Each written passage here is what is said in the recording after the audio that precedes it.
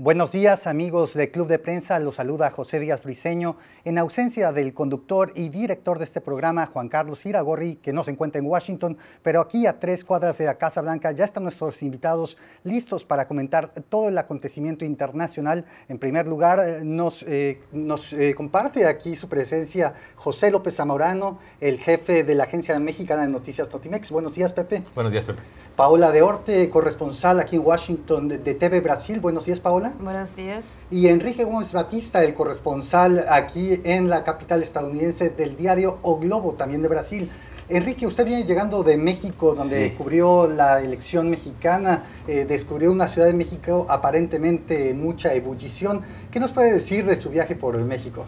Bueno, fue un viaje increíble, fue un momento histórico, ¿no? A ver ese cambio tan radical en la historia mexicana con la elección de López Obrador. Y fue un momento interesante porque también estuvo allá el momento del partido entre Brasil y México por el Mundial. Y fue bueno ver cómo los mexicanos son mucho más razonables que los brasileños. Estaban en el Zócalo, el momento del partido. Y bueno, todos me trataron muy bien. No tuvo ningún momento de problemas, por el contrario, todos muy amistosos conmigo.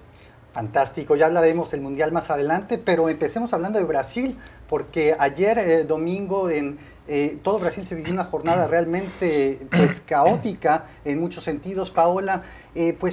Un juez de segunda instancia decidió de una manera inusual liberar por cuestiones técnicas al señor Luis Inácio Lula da Silva, el expresidente brasileño y también líder del Partido de los Trabajadores, una decisión que llegó por la mañana, pero que no acabó con esto. 4 decisiones en un día de otros jueces, y al final del día el señor Luis Inácio Lula da Silva terminó todavía recluido en la prisión de Curitiba, donde enfrenta una condena de más de 12 años de prisión debido a un escándalo derivado de algunos favores políticos hechos a la firma de ingeniería OAS, donde a partir de estos favores él logró obtener un apartamento, un triplex en la ciudad de Sao Paulo. Esta jornada realmente causó mucho escozor, y para los visores internacionales pues realmente no veíamos exactamente qué es lo que estaba ocurriendo. Fue inusual la jornada porque hubo tantos jueces decidiendo sobre la libertad o no de Luis Inácio Lula da Silva.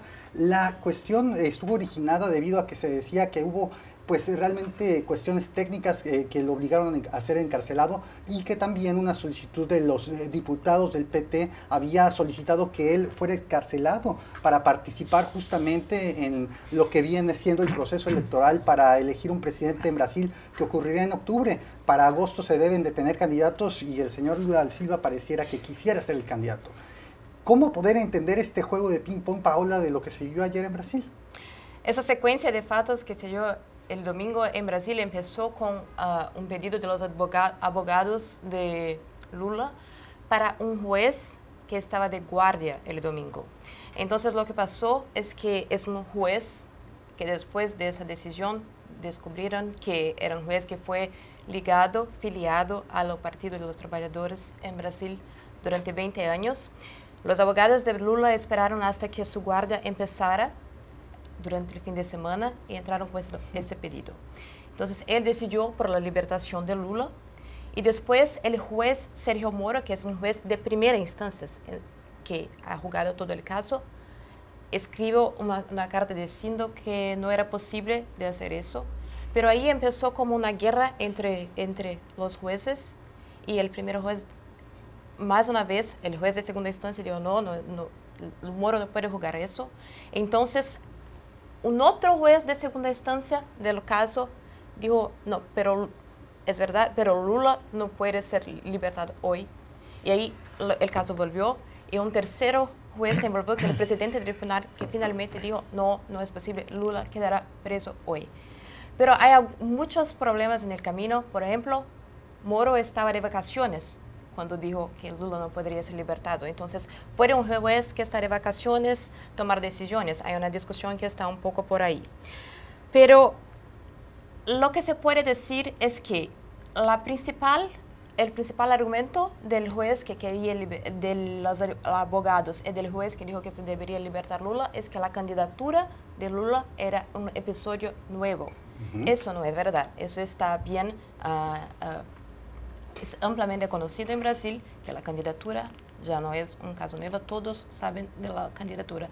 Y hay una otra cosa también, lo que se dice ahora es que mismo que Lula fuera libertado ayer, así que la guardia se terminara, cuando la semana se empieza, el lunes, lo más probable es que el próximo juez que iría a analizar el caso diría que él debería ser preso aún una vez. Entonces, si hubiera libertad, sería una libertad muy corta. Entonces, ahí hay una serie de decisiones, pero la principal conclusión es que la justicia brasileña pierde un poco de su credibilidad con esa cosa de no saber lo que se está pasando. Un juez de guardia puede causar como una enorme confusión. Lo que sabemos hasta ahora es que toda esta situación no cambia la candidatura de Lula, porque no es su prisión o su libertad que van a decir si Lula puede ser candidato o no. Es el Tribunal Superior Electoral que va a decir en agosto, ahora el próximo mes, si Lula puede registrar su candidatura y si será candidato. La prisión no tiene nada que ver con esos factos. Enrique, pues podremos esperar que haya más días como el que se vivió ayer de aquí a agosto, porque pareciera que la batalla judicial sigue adelante. Sí, bueno, yo creo que sí. Y como dice Paola, es el Tribunal Superior Electoral que va a decidir si Lula podrá o no ser candidato, pero por leyes que fueron firmadas por propio Lula, no se puede, porque alguien que tiene la condena en segunda instancia no puede ser candidato en Brasil. Pero yo creo que esta confusión jurídica puede sí pasar. Todos los expertos que han analizado este caso dicen que hubo errores de todos los lados. El juez de guardia no podría haber decidido por un tema que no es de su competencia, porque este tema no estaba en su jurisdicción y no podría decidir sobre una decisión que ya se pasó por otros niveles, incluso por la Suprema Corte de Brasil, ¿no? Y segundo, después que un juez decide, un juez de segunda instancia, de tribunal decide, un juez de primera instancia, un juez simple, no puede no cumplir una orden judicial. O sea, hubo una guerra tan grande en que todos estaban errados. Es una locura eso. Y eso impacta la credibilidad de todo lo judiciario y, a mi visión, creo, da más argumentación para Lula y para sus defensores, porque nunca hemos visto tantas decisiones en el mismo domingo. O sea, estábamos viendo las bromas en la internet. Yo todo lo que quería que la justicia de Brasil fuera tan rápida para mi caso como fue para Lula. O sea, es verdad, es que esto refuerza la idea de que hay una persecución política contra Lula, porque fue muy rápido, la reacción fue muy fuerte, pero todavía tal vez no sea eso, tal vez sea una pelea interna dentro del tribunal para saber quién manda, quién no manda, pero eso crea una confusión que para la población parece sí que fue un esfuerzo gigante para mantener Lula en el cárcel, pero eso puede repetir porque la Suprema Corte está dividida. Después de que mantuvo la decisión de mantener Lula en la cárcel hace unos meses, hubo un cambio de visión y la Suprema Corte decidió, por ejemplo, soltar a José Dirceu, que fue ministro de Lula, un petista histórico, que incluso estuvo en Cuba, hace parte de la historia de la izquierda de Brasil, está en libertad por decisión de Suprema Corte. Y han dicho que ahora sí la Suprema Corte puede decidir por la libertad de Lula, porque es una condena, sí, Lula está condenado, pero no tenía otras condenas, no ofrece riesgo para la sociedad. O sea, creen que en agosto la Suprema Corte puede cambiar su visión y mantener Lula libre. Esto puede cambiar todo el juego político, porque sí que Lula no puede ser candidato, pero una cosa es él estar preso en la cárcel, otra cosa es estar haciendo discursos, debates, participando de la vida política de Brasil. Esto cambia un poco toda la situación. Y de cualquier manera, creo entonces, podemos prevenir, que es tan difícil prevenir la situación política de Brasil, dos cosas podemos prevenir, es que va a peorar la guerra jurídica, o sea, las decisiones diferentes en las Cortes de Brasil, y que todo este episodio refuerza la idea o el discurso que el PT se propone de que Lula es un perseguido político. Excelente. Pepe López Zamorano, ¿dónde nos deja la imagen de la justicia brasileña que desde afuera habíamos visto que había conducido todos estos procesos de una manera realmente pues, importante? Absolutamente. Yo creo que es una pequeña mancha por la confusión que se generó especialmente el fin de semana, pero desde el punto de vista de afuera, a mí me parece que sigue siendo ejemplar que un sistema judicial como el de Brasil, que empezó a procesar esta investigación que era provincial, ha llegado a sus últimas consecuencias. Yo creo que no es un asunto menor, no ocurre en todos los países, especialmente en nuestro hemisferio, pero sí me da la impresión que por las características de lo que vimos en las últimas 72 horas, digamos, sí hay muchos elementos de preocupación. Por una parte, la manera y el timing, ¿no? El momento en el cual se hace cuando el juez está de guardia, un juez que perteneció al Partido del Trabajo, aunque ya lo dejó desde 2010, el momento que el juez del caso Sergio Moro está de vacaciones en Portugal, etcétera. Es decir, claramente aquí hay un intento de aprovechar las circunstancias y, como dice Paola, no tiene mucho sentido la argumentación del juez, ¿no?, de segunda instancia, en el sentido de que la candidatura era un proceso nuevo que ameritaba de alguna manera la reconsideración del caso. Realmente no pasa la prueba del ácido, todo mundo conocía de la candidatura, no es un hecho que se haya gestado en las últimas 72 horas que cambie la dinámica judicial, pero al mismo tiempo, si bien es verdad que esta decisión pudo haber sido imprudente o malintencionada, también es cierto que el sistema funcionó en la medida que se fue escalando a los jueces que eran necesarios hasta que el presidente del propio tribunal, ¿no?, regional federal determinó que no procedía y por lo tanto debe permanecer en la cárcel. Sí coincido con mis colegas en el sentido de que esto da una mala impresión porque parece que o se está judicializando la política o se está politizando la justicia, lo cual obviamente no habla bien. Y porque todavía hay ciertos elementos del caso en el sentido de que no se ha podido, por ejemplo, acreditar absolutamente la propiedad de este triplex del señor, se tomaron atajos legales de tal manera que no se esperaron hasta las últimas consecuencias para procesar su encarcelamiento. Así que va a ser muy interesante ver qué decide el tribunal en agosto para determinar, por una parte, si procede o no la candidatura y en caso que proceda, en qué condiciones va a ocurrir. Porque puede proceder, pero el señor Lula puede continuar aparentemente en prisión, lo cual no daría un sentido de equidad al proceso político. Enrique. Bueno, y sí también aumenta la argumentación de que la decisión del primer juez que determinó la libertad de Lula fue política. O sea, eso es malo porque también crea una sensación de que cada vez más los jueces de Brasil deciden por cuestiones personales, políticas. Eso también es malo y de cualquier manera creo que radicaliza aún más el ambiente político de Brasil. Estamos viviendo un momento muy feo en nuestra democracia porque las peleas son casi personales, las personas no debaten, no discuten. El momento en Brasil está muy complejo y este episodio empeora aún más, sea de qué opinión tienes, ¿no? O sea, empeora la posibilidad de un debate democrático por el bien de Brasil. Esto está cada vez más difícil en este proceso electoral. No es la última vez que hablaremos del tema brasileño aquí en Club de Prensa. Ha llegado el momento de hacer una primera pausa. Ya estamos de vuelta aquí en Club de Prensa y vamos a hablar sobre Corea del Norte. El tema es relevante porque recién este fin de semana el secretario de Estado de Estados Unidos, Mike Pompeo, regresó de un viaje de 2 días por la capital norcoreana de Pyongyang, donde se encontró con altos funcionarios del régimen de Kim Jong-un. Esto era una visita de seguimiento a esa histórica cumbre donde el presidente Donald Trump de Estados Unidos y el propio Kim Jong-un se reunieron el 12 de junio pasado en Singapur. Se buscaba que se pusiera en papel el detalle sobre esta pretendida desnuclearización de la península norcoreana, pero pareciera que todo acabó mal, dado que el señor Pompeo regresó con las manos vacías y hubo un desencuentro total sobre lo que cada país entendía sobre lo que era desnuclearización. Esto no augura bien y deja pues básicamente un golpe al presidente Trump, a su imagen de solucionar una crisis, pues el propio Ministerio de Norcorea dijo palabras duras el sábado pasado sobre que Mike Pompeo había buscado con técnicas gangsteriles, así literalmente, la desnuclearización unilateral del régimen norcoreano. Sabemos que ese régimen tiene acceso a una arma nuclear y está haciendo pruebas de misiles para saber si pueden llegar a cruzar incluso el Atlántico. Pepe, ¿qué nos augura esto? ¿Es realmente un golpe al presidente Trump? Es decir, no se logra nada finalmente en esa cumbre. ¿Fue de Oropel? Sí, fue un golpe en la medida que las expectativas estaban muy altas, pero creo que el desenlace de la visita del señor Pompeo a Pyongyang confirma lo que muchos de alguna vez comentamos, ¿no? Esta no va a ser un camino pavimentado, una supercarretera, más bien va a ser un sendero lleno de piedras, ¿no?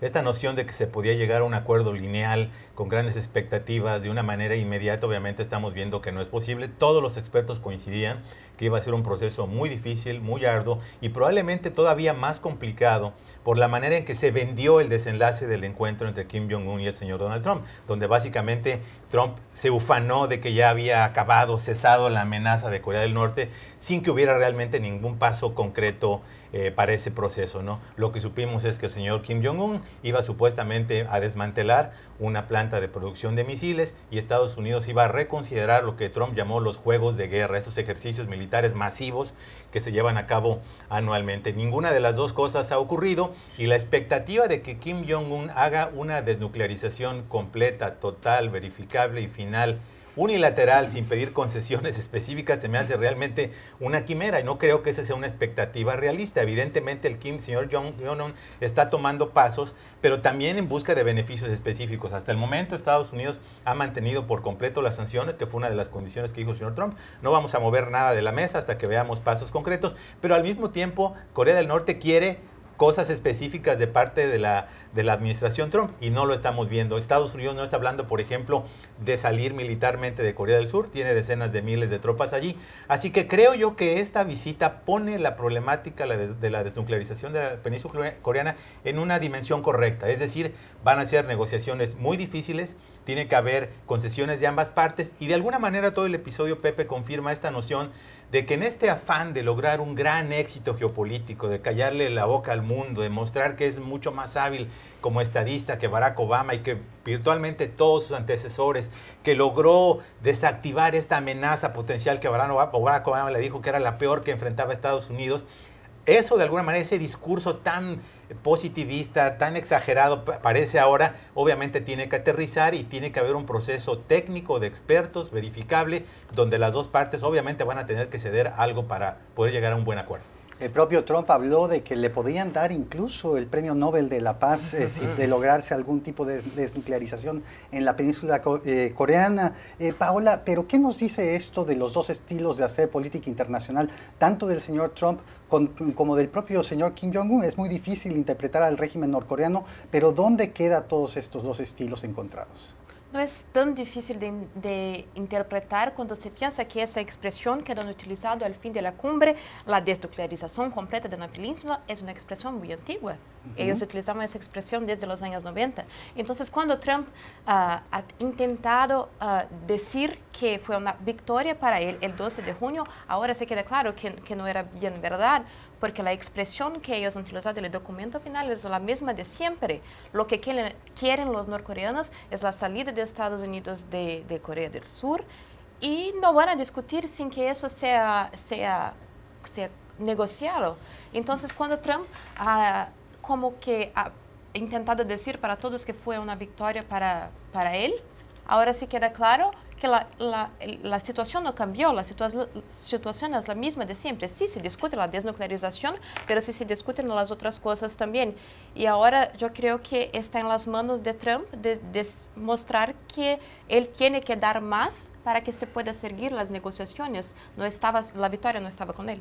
¿La amenaza de un conflicto se ha disipado o se ha hecho más grande a partir de esta fallida negociación? Bueno, yo creo que todo sigue lo mismo, está en abierto, sigue la misma amenaza y tenemos que acordar que todas las veces que Norcorea intentó negociar fue para ganar tiempo y con eso su programa nuclear y su programa de misiles se avanzó. O sea, tal vez lo que estamos viendo nuevamente aquí ganando tiempo y con eso aperfeccionando sus intentos, ¿no? O sea, esto muestra que Kim está logrando mucho más objetivos que Trump. O sea, consiguió una buena voluntad de Trump, se tratado como un jefe de Estado respetable en un mundo occidental, o sea, sentó lado a lado con Trump, con sus banderas de Norcorea junto con de Estados Unidos, un hecho que fue un ejemplo para muchos dictadores en el mundo, ¿no? O sea, esto muestra que el gran vencedor de toda esta negociación es Kim, que parece ser un negociador mucho más hábil que Donald Trump.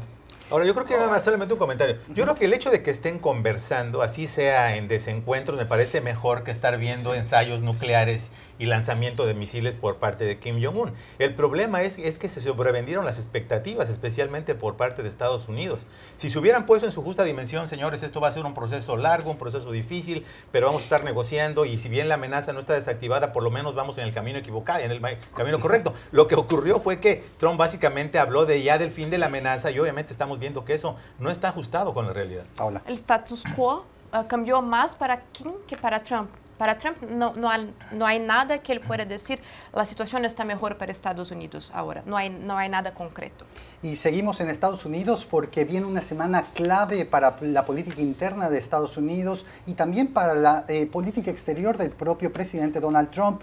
El presidente Donald Trump inicia su 7º viaje internacional esta semana e irá a Europa, donde tiene programado hacer al menos 3 escalas importantes. La primera en Bruselas para acudir a la reunión de jefes de Estado de la Organización del Tratado del Atlántico Norte, esta sombrilla de seguridad que cubre a países de América del Norte y Europa. Ahí el presidente Trump se encontrará a todos los líderes internacionales con los que ha debatido intensamente, tanto en Twitter como en persona.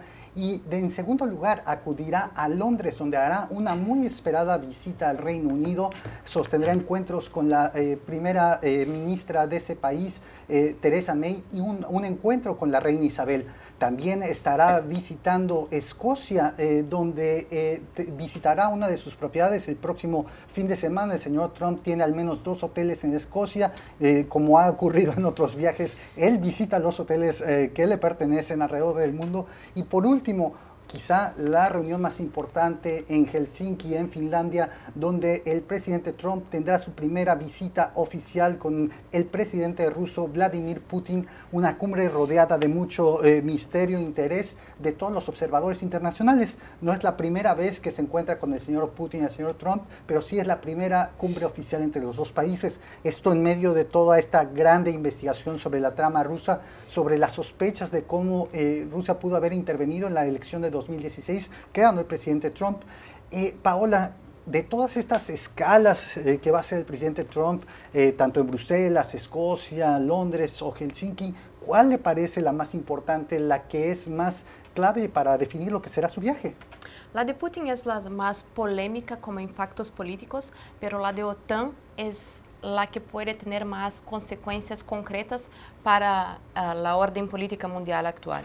Porque él dice que hay los que dicen que Trump puede decidir de retirar algunos de los soldados de Ucrania y ya ha dicho como algunas semanas que podría ser lo mismo en Alemania. Eso cambia todo el orden que se ha implementado desde el fin de la Segunda Guerra Mundial. Entonces, eso es una gran decisión.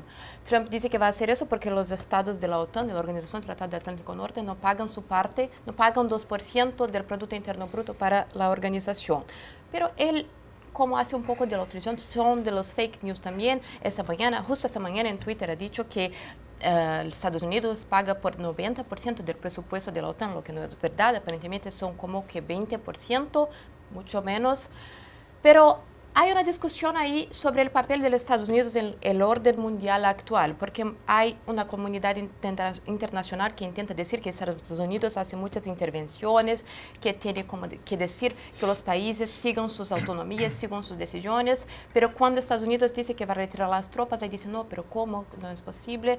La comunidad internacional tiene que decidir si quiere un país, un Estados Unidos más aislacionista, y que deje que los países cuiden de su seguridad, como los países del Oriente Medio también, o se quiere que Estados Unidos sea el héroe del mundo. Hay que decidir lo que queremos. Pepe, ¿podemos esperar una cumbre en la OTAN de cuestiones ríspidas? ¿Cómo cree que Trump llegue a enfrentar a sus líderes contrapartes? Absolutamente, y yo creo que va a ser una visita muy simbólica por incluir a la OTAN y a Rusia, porque hasta donde hemos visto al momento, Donald Trump está mucho más dispuesto a declararle la guerra a sus socios estratégicos, ¿no?, que a sus antagonistas de toda la vida, ¿no? Es decir, va a llegar en el contexto de este muy polémico proceso de aranceles que le impuso a la Unión Europea en el aluminio y en el acero, con la amenaza de una nueva investigación de la sección 232 de aranceles al sector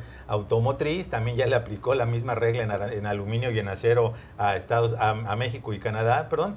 Y entonces suena medio absurdo, ¿no? Llegar en un contexto en el cual llega con todos estos irritantes, especialmente con la Unión Europea, que consideran totalmente apócrifa la noción de que representan una amenaza a la seguridad de los Estados Unidos, pero al mismo tiempo llega con estas concesiones de tratar de imponer, ¿no?, de que se cumplan esas exigencias de que todos los países de la OTAN cumplan o gasten al menos el 2% de su presupuesto general en defensa, argumentando que el mundo es muy peligroso. Es verdad que solo 5 de los 28 países de la Europa comunitaria cumplen con este requisito, entre ellos Gran Bretaña, pero el hecho de que el presidente llegue con todo este bagaje de presiones punitivas, aranceles que está aplicando bajo la lógica de seguridad nacional, cuando en realidad sabemos que es una política deliberada para proteccionismo comercial, no pinta muy bien. Trump se ha dedicado a socavar, a ponerle una bomba a las relaciones transatlánticas desde que llegó a la presidencia, y si bien pudiera tener cierto sentido una exigencia de equidad en el manejo de los recursos, etcétera, el hecho de que lo haga en un contexto en el cual utiliza la política comercial como forma de coerción no me parece que sea el mejor resultado posible. Va a ser, por otra parte, muy interesante qué ocurre con el caso de Rusia, porque en este momento ya está aparentemente llegando a la recta final la investigación del fiscal especial Robert Mueller sobre la presunta injerencia de Rusia. Ya tuvimos hace unos días el resultado del informe del Senado sobre el desenlace, en el sentido de que Rusia deliberadamente trató de ayudar al señor Trump en detrimento de Hillary Clinton, así que va a ser muy interesante cómo se resuelve esa dinámica cuando estén los dos juntos. Enrique, hablemos muy rápidamente sobre esta cumbre en Helsinki con el señor Putin. ¿Cómo se le imagina usted este encuentro de Trump y Putin? Eso será muy importante para ver cómo va a reaccionar. Hemos visto que en otros momentos Trump se mostró mucho más feliz o contento con Putin que con los líderes como Angela Merkel o Emmanuel Macron. O sea, eso es un señal muy claro que a él le gustan los dictadores, los líderes fuertes. Pero para mí, yo discordo un poco con mis colegas, creo que internamente para la política americana será muy importante el encuentro en Londres. Porque en Londres él no... Bueno, Theresa May fue la primera jefe de Estado que ha visitado a Trump después de su elección, después de que empezó su gobierno, y prometió hacer una viaje de Estado allá, o sea, que tenía derecho incluso a un paseo por Londres con toda la pompa y circunstancia inglesa, ¿no? Y tan luego esto se pasó, los ingleses se quedaron muy en contra de la visita de Trump. 3 millones de ingleses firmaron un pedido para que se revogara la invitación para Trump. O sea, creó un embarazo, un problema político interno en Inglaterra y también en Estados Unidos. Creo que Trump será alvo de muchos protestos en Londres y eso se quedará muy mal porque los americanos en general les gusta mucho la Inglaterra, tiene una fixación con el país, ahora aún más con una princesa de origen americana. O sea, esto será internamente, grandes protestas en Londres, tendrá un impacto muy fuerte acá internamente en Estados Unidos. La visión de estos protestos en las calles de Londres contra el presidente americano tendrá impacto interno acá, creo. Sí, se espera incluso que haya un globo con la efigie del presidente Trump flotando por el aire en Londres cuando él esté de visita. Ha llegado el momento de hacer una segunda pausa aquí en Club de Prensa. Ya estamos de vuelta aquí en Club de Prensa para hablar de otro tema que será crucial esta semana. Es la reunificación de los niños migrantes solicitantes de asilo en la frontera entre México y Estados Unidos. Alrededor de 3,000 niños fueron separados de sus familias desde abril hasta el mes pasado, que básicamente el presidente Trump terminó con la práctica de separación. Y sin embargo, siguen existiendo estos graves desarrollos de básicamente desencuentros para encontrar a estos niños con sus padres que han sido en algunos casos incluso deportados. Mañana martes es un día clave, pues se fija una fecha límite en la que el juez Dana Sabro, un juez de la Corte del Distrito Sur de California, estableció para que la administración Trump cumpliera con la reunificación de los niños menores de 5 años. Se calcula, según la administración, que son alrededor de 100, y sin embargo la propia administración ha dicho que necesita más tiempo, pues no le será posible hacerla de inmediatamente. Pepe López Zamorano, este es un tema que ha causado mucho escozor en Estados Unidos, quizá es el tema que más presente está en la prensa. ¿Qué nos dice esto de la política migratoria del presidente Trump, que no tiene un orden? ¿Cómo es posible que no puedan cumplir con una orden judicial para el día de mañana? Nos dice que es o absolutamente incompetente o absolutamente maliciosa o las dos cosas, ¿no? porque como tú bien dices, ya pidieron una extensión de este plazo que vence este martes. Hoy mismo en la tarde el juez Several debe determinar si les va a dar este plazo. Parece que no tiene apetito de hacerlo así, salvo en condiciones muy específicas. Y es que la manera en la cual ha demostrado la administración Trump que no contaba con un plan eficiente para lograr esta reunificación realmente es espantoso, ¿no? Estamos viendo que ya se perdieron los registros de algunos menores de edad. Algunos padres de estos niños menores de 5 años ya están en sus países de origen y el niño sigue aquí, de tal manera que el proceso va a ser todavía mucho más complicado. La orden del juez incluyó no solamente este universo de 2047, si le creemos a la administración Trump, de niños que ellos separaron, sino aquellos que ya habían sido separados con antelación a la política de tolerancia cero, y hasta el momento no existe, y esto lo confirman los abogados y los activistas que están trabajando en el terreno de juego, un proceso muy claro de cómo se va a lograr esa reunificación. A mí me parece que a menos que la administración Trump en esta audiencia del día de hoy presente argumentos absolutamente más sólidos que los que ha presentado, el juez no debería ceder. Debe haber una presión por parte del aparato judicial para que esta reunificación se dé de manera expedita, y no se le debe permitir ni siquiera la idea sembrar la noción de que puede haber separaciones permanentes o que pueden jamás volverse a unificar a estos niños, porque realmente esto es inaceptable. Ya procedieron, por ejemplo, con las pruebas genéticas, y Estados Unidos tiene que disponer de todos los recursos a su alcance para hacerlo. Si tienen que designar a un SAR, estos comisionados especiales que designan para cualquier cantidad de cosas para reunificar a estos niños, se tiene que hacer. Porque aquí el problema, Pepe, es no solamente que sea justicia, sino que sea justicia de manera absolutamente expedita, porque estos niños ya están traumatizados en este momento, van a tener una experiencia postraumática que probablemente les va a durar para toda la vida, y hasta el momento no sabemos cómo se va a hacer. Tienen este plazo que vence para los niños menores de 5 años, tienen otro plazo que vence el día 26 para aquellos que cumplen entre 5 y 15 años, y la administración tiene que hacer verdaderamente un mejor papel.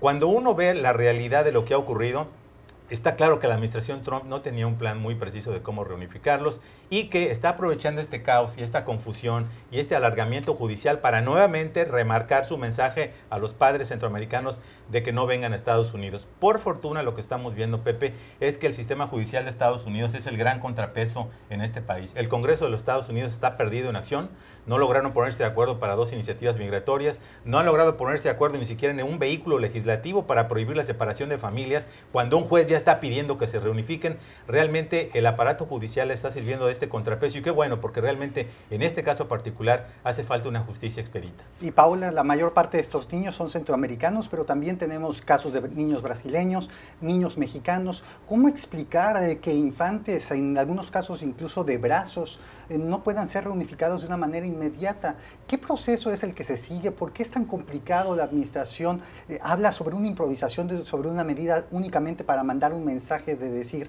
no vengan a Estados Unidos. Es también para mandar ese mensaje, sí. Yo estuve en Chicago este fin de semana justamente para acompañar ese caso. La mayoría de los niños brasileños están en Chicago, como 30 de ellos fueron 58, después 55 y 30 de ellos, 33, están en Chicago. Yo estuve allá, el ministro de las Relaciones Exteriores de Brasil estaba allá para visitar los abrigos durante el fin de semana. Y lo que el gobierno brasileño ha dicho es que la principal acción ahora es para garantizar que esta decisión de la justicia sea cumplida. Hay una niña brasileña que tiene 5 años, solo una, y que debe ser entregue a sus padres hasta mañana. Entonces, lo que tenemos que ver es si eso se pasará. El gobierno cree que sí, porque saben dónde están sus padres. Pero lo que me sorprende más en esa cuestión es que una de las razones para no cumplir es que no pueden conectar los niños con sus padres. Entonces, finalmente descubrimos que no saben quién son los padres de esos niños. Eso es muy sorprendente. Un país de alta eficiencia que para otras cosas es altamente tecnológico, no puede ubicar padres con niños, ni siquiera una pulsera les fueron colocadas para poder conectarlos. Enrique, ¿hacia dónde cree que se vaya esta crisis básicamente? ¿Llegó para quedarse? Yo creo que sí, es una vergüenza que un país como Estados Unidos tiene que hacer pruebas de ADN para determinar si un padre, quién es el padre de quién, qué pasa con esos niños. Hemos visto, por ejemplo, absurdos en estos casos en que están ahora queriendo que estos niños tengan abogados o que se defiendan por su voluntad delante de la corte. Hemos visto casos, por ejemplo, de niños de pocos años que no sabían qué hacer, empezaron a llorar en la mesa del juez, y el juez no sabía qué hacer. O sea, es una vergüenza, un caso que desafortunadamente se acuerda los peores hechos de Alemania nazista, o sea, de separar familias, de tener una actitud tan fuerte, tan deshumana en estos casos. Y concuerdo con López Zamorano que es una vergüenza aún más grande que el Congreso americano no ha tenido una posición fuerte y eficaz contra eso. O sea, esto va a marcar sí todo el año de Estados Unidos, va a marcar las elecciones de noviembre, y creo que será el gran reto de esta administración, que además, claro, se suma tal vez con la investigación de la trama rusa, pero es un tema que tiene que ver con derechos humanos, derechos básicos de la infancia y de los niños, y esto es algo que todos los países tienen que actuar muy fuerte. El gobierno brasileño estuvo acá para ver eso, Paolo estaba allá, pero todavía la crisis va a seguir porque está muy claro que Estados Unidos no sabe dónde están los niños, quién es quién y cómo hacer para arreglar eso.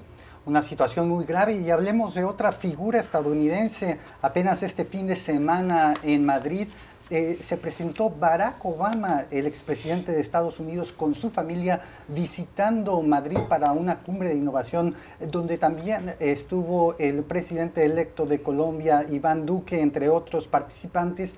El señor Barack Obama visitó al jefe de gobierno español, Pedro Sánchez, así como a otros personajes, e hizo una visita al propio rey Felipe, hizo una visita muy significativa al Museo de Reina Sofía, donde básicamente visitó este cuadro de Guernica pintado en 1937 por Pablo Picasso, donde pues dramáticamente se muestra el bombardeo alemán italiano sobre España en el momento de la guerra civil. Y en ese viaje, el expresidente Obama pues destacó el riesgo del regreso de los nacionalismos y la xenofobia alrededor del mundo. No habló directamente del presidente Donald Trump, pero Paola, ¿qué nos dice esto? ¿Es Barack Obama una figura, un referente moral en este momento? Barack Obama fue uno de los responsables por aumentar la perseguición a los inmigrantes acá. Entonces es un poco complicado de decir que él tiene todo esa autoridad moral que le gustaría tener. Yo creo que es por eso que es enfocado más en la discusión sobre cambios climáticos durante su discurso. Pero lo que podemos observar de esa visita es que Barack Obama es todavía una gran referencia internacional para hablar de Estados Unidos. Mismo no siendo más el presidente actual, todos quieren saber lo que piensa, todos piensan que su opinión todavía es como es muy crucial para las decisiones internacionales, y ahí se ve que el mundo también está un poco como dividido, así como Estados Unidos entre Trump y Barack Obama, el resto del mundo también quiere olvidar a los dos. Y Enrique, ¿qué nos dice esto? ¿Barack Obama pues básicamente como un diplomático pues sin cartera, o simplemente es alguien que lleva la contraria al presidente Trump? Bueno, sí, es verdad que aumentó mucho las deportaciones, pero ha hecho eso para crear presión, para forzar a los republicanos a aprobar una reforma migratoria que todavía no consiguió, y después sí consiguió crear, por ejemplo, el programa DACA para los soñadores, ¿no? O sea, ha hecho un juego duplo, intentó hacer una estrategia que no funcionó. Sí, creo que sí, que está polarizado el mundo, y él intenta representar un poco la esperanza todavía, o un camino más humanitario, pero eso muestra también cómo el mundo está flaco de líderes. O sea, depende de un expresidente que todavía no consiguió ser su heredero acá político, y cómo muestra que él no tenía espacio acá, y cómo falta un nuevo líder en Estados Unidos para representar a los demócratas. 30 segundos, Pepe. ¿Esta foto de Obama ante el Guernica fue deliberada o fue algo que fue casualidad? No, yo creo que todo es deliberado. En política no hay casualidades. Pero déjame decirte, la política migratoria de Barack Obama no hubiera pasado un concurso de congruencia. Prometió la reforma migratoria, en sus primeros 2 años tuvo control del Congreso, de la Cámara de Representantes, del Senado y de la Casa Blanca, y dedicó todo su capital político al Obamacare. Después llevó a cabo 3 millones de deportaciones.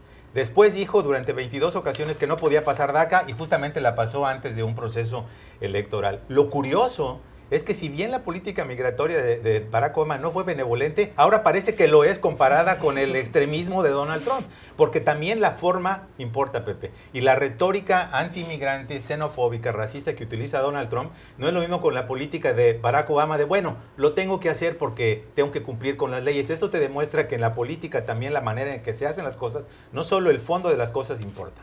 Al propio Barack Obama se le llamó el gran deportador, el deportador en jefe en su momento cuando las grandes deportaciones de inmigrantes. Una pausa y regresamos a Club de Prensa. Y regresamos aquí a Club de Prensa en NTN 24 para hablar del tema que realmente está ocupando la mente de todos nuestros televidentes. Es realmente el Mundial de Fútbol en Rusia. Ya tenemos las semifinales listas y bueno, sorprendentes. Por un lado tenemos a Francia contra Bélgica y por otro Croacia contra Inglaterra. Unas semifinales muy europeas, tal como ya ocurría en el torneo desde hace unos días. Enrique, usted es un aficionado del fútbol. Sí. Realmente, ¿qué le sorprende de estas semifinales y quién es su favorito? Bueno, me sorprendió tener Brasil, ¿no? Porque todavía jugamos mejor que Bélgica. Fue increíble que no salieron los goles. Fue un partido muy triste para nosotros.